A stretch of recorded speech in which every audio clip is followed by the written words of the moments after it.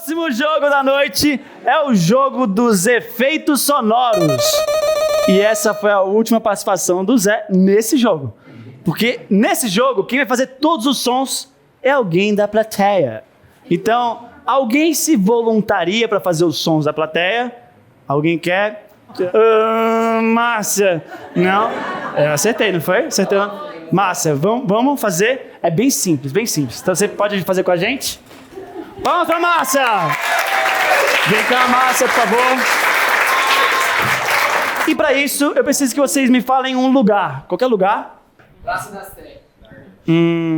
Pode pegar um aí? Você pegou? Praça da Sé, tá lá. Praça da Sé. Praça da Sé vai ser o jogo com a Márcia aqui, certo? Então, jogo dos efeitos sonoros. Nós dois aí, vamos lá. Valendo!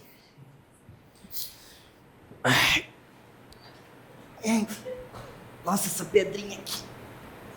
Vou juntar elas. Estão urinando em mim uma hora dessa, eu vou te falar a verdade, hein? Ô, perdão aí, viu, amigo? Que Ô. espingou aí pra Não você. é porque a Praça da Sexo aqui, ó. Eu pensei que era o banheiro aqui. Foi mal, viu? Ô. Tu não tem um dinheiro pra mim, não?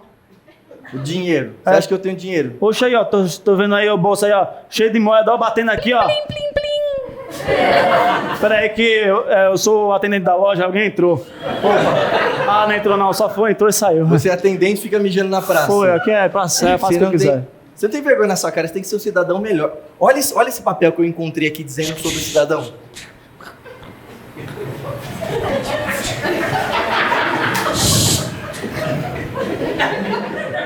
O que tá acontecendo aqui, moço? Tô mandando a gente ficar quieto aqui, você ouviu?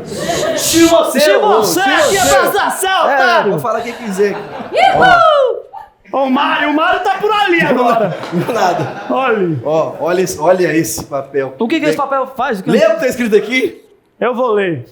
Não. Ele tem um efeito sonoro aqui que sai o som tudo da fala toda, ó. Ele é bem uma frase só. Ih!